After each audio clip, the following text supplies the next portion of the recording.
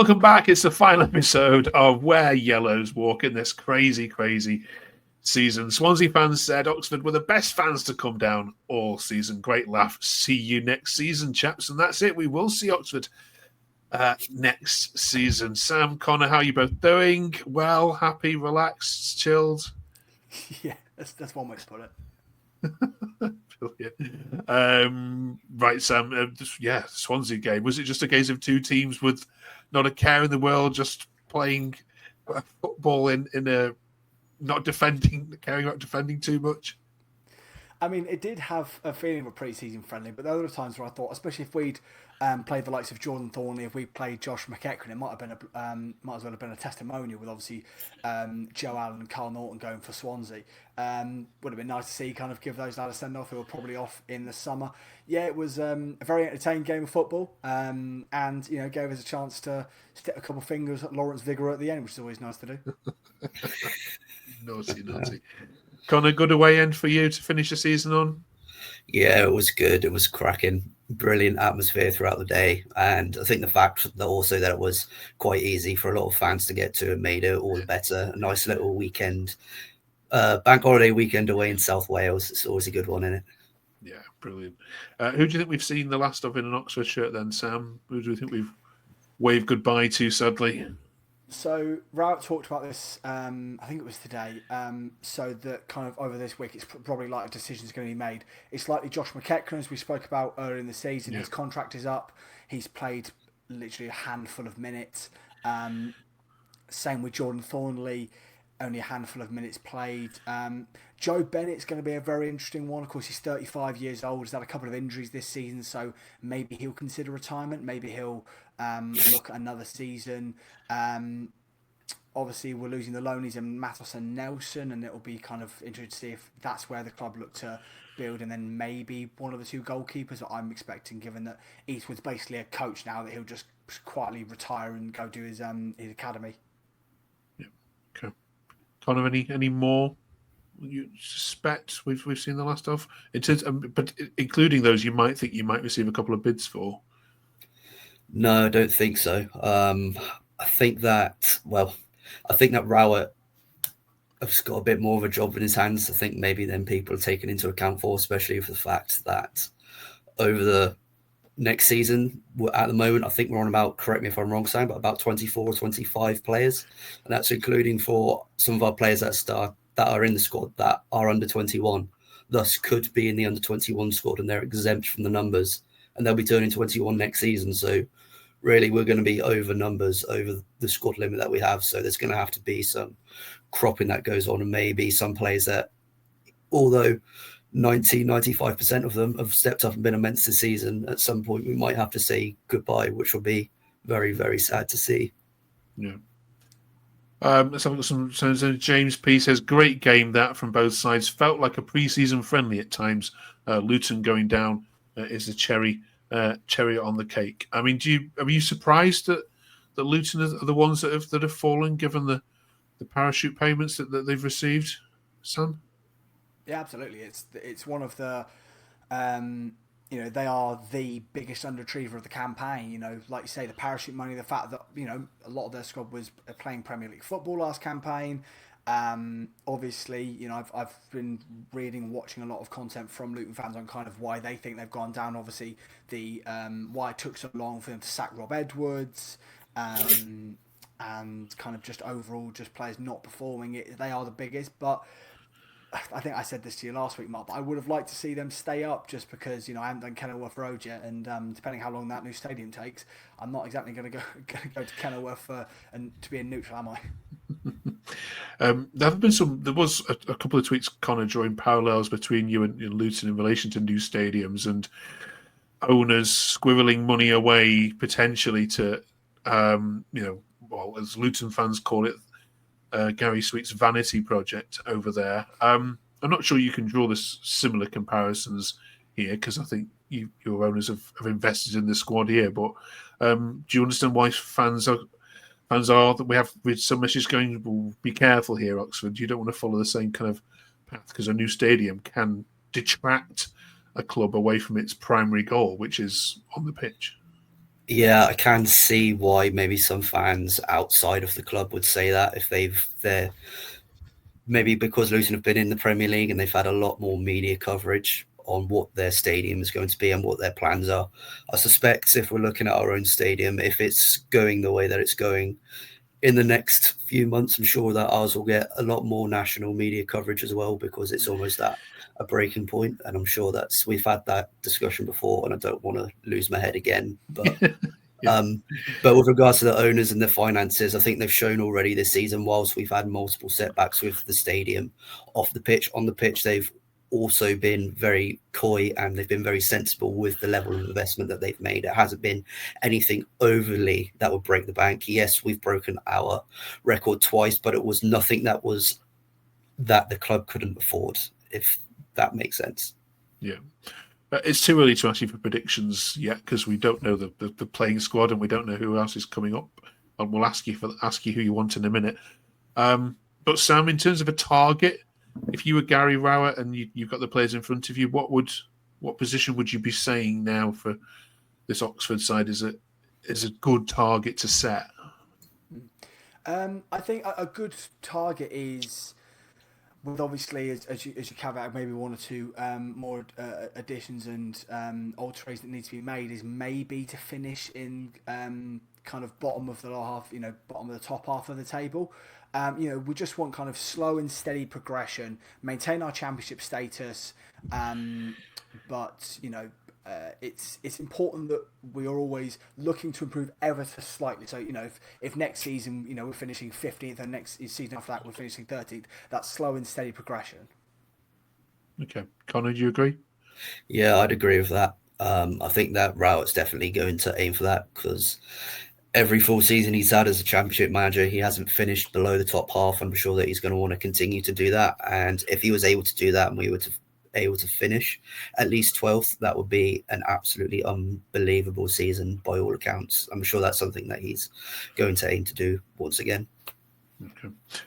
All right then. We'll give you two the summer off. Talking about Oxford, I can see how sometimes it's giving you an extra few grey hairs. It has me, and I'm not even a fan. But we massively want to say just a big thank you to both of you for all your time, and to others that have been on as well, and Sam and James and others. We massively appreciate it, and Luke, of course. Before we let you go, we need to wrap up the season, though. First of all, playoffs happen. I've got to quickly ask you both who you're rooting for. Probably not going to be Bristol City, is it? I'm going to guess, but let's see. You might be the only team in the country not rooting for them. Sam, who do you like to see up?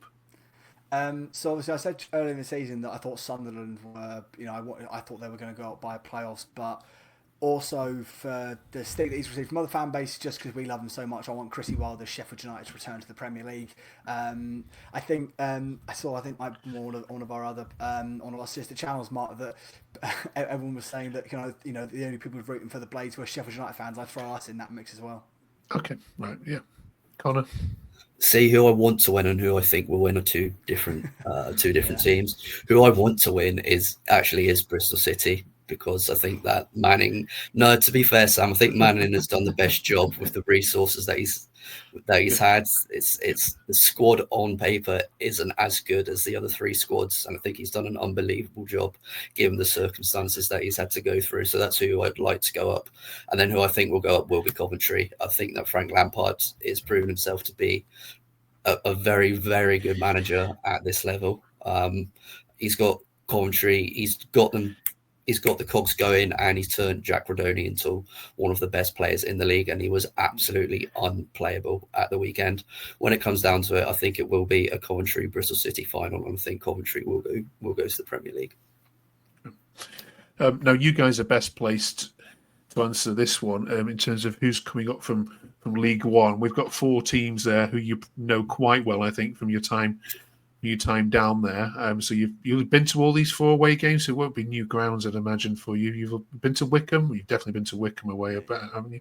Stockport and Leyton Orient, and Charlton. You've been to Charlton away? Yeah. Leyton. Yeah. Okay. Right then. So who do you want to see? Who do you want to see up? Most fans we've asked so far have said we want Charlton to come up because size of this club, the Valley's a good away day. Would you agree with that, Sam? I'd agree with that. Yeah, it's like you said. Agree with other fan bases. Charlton's a fantastic away day. And like I say, size of their club, they obviously fell out of the Championship due to ownership problems. Multiple ownership problems over their history. I'd love to see them back in this division, and also see Mill have another derby on their hands. But I also want to say, if I can quickly, Mark, unlucky to Wickham, you boys had the automatics in your hands and you let it slip away. Don't worry, lads. Promotion's not for everyone. Connor? Yeah, I'd like to see Charlton come up as well. It's one of my favourite away days. It's always good. We always tend to get good results there. I think we only lost once there, and that was during COVID, so it doesn't really count. But the other team that is always a good value away day for their money is Leyton Orient. That's always, for us anyway, that's got a little bit of underlying spice to it as to what happened when we got relegated out of the Football League. But the job Richie Wellens has done at Leyton Orient when they were in the bottom three in November to get them into a playoff spot, and they brought in some of their loan players, including a certain Jack Curry, who, be it, has been out for the last 2 games, and Wellens has had to change his system. They've looked superb at times this season. So either Charlton or Leyton Orient for me.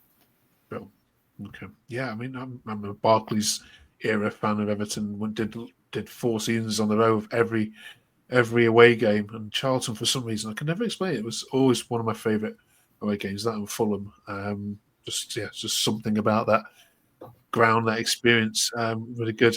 Right then, we're nearly done. Let's pick your highlight of the season then, and then we'll definitely let you go. We've asked you for your favourite home game, your favourite away game. Now we're just asking you, just in general, a moment in any game or off-field moment where for you it's kind of something to tell your grandkids about for this.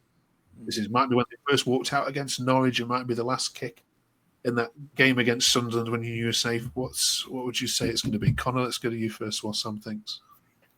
I think for me, it might be a bit of a cop-out because it was so recently, but I think it's going to have to be when Brannigan struck the ball.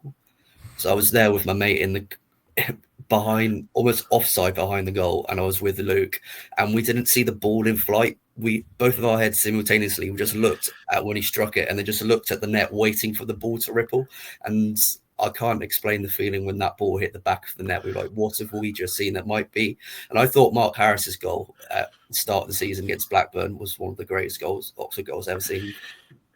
That might be, those two might be up there for the greatest goal I think that a player has scored in an Oxford shirt. Sam? I think it's going to have to be, like you say, when the players first walked out at the Castad against Norwich. There's so much work that we put into getting ready, into kind of everything that happened on that day, and the performance, the result, just like obviously Sparky's goal was kind of an unbelievable one, but then when Brannigan scores the second, there's the kind of moment of kind of disbelief. I kind of turned to some of the lads next to me and go, "Oh my god, we're 2-0 up. We're actually going to win this game, I think." So that game. Yeah. Sorry, Mark. Can I just come in with one other moment as well? Sure. I think we should also mention, Sam, this season when we lost a very, very well-known member of the Oxford United fan base. Yes. And the first game after we all looked at the very sad news that Jack Badger passed away, when there was a moment before the game and during the game for paying our respects to him and his family. I think that should be noted as well. Yeah, absolutely. Well said. Wonderful. Right. As a reward for all your hard work, then, I now permit you to take 2.5 months leave from having to talk to me about Oxford United for a bit. We'll see you back in the last Sunday in July, where we'll look ahead to the new kits, the new fixtures, the new players. So do join us for that as well. Do put your notifications on, because Sam and Connor will be doing some little talking heads throughout the summer of what's gone on. But yeah, well done, Oxford United. Very pleased to have you still in this division. I think you brighten it up massively. Thank you very much for watching. Thank you all your comments, your support throughout this season. We wish you all a great summer. We'll see you in August. Have a good one.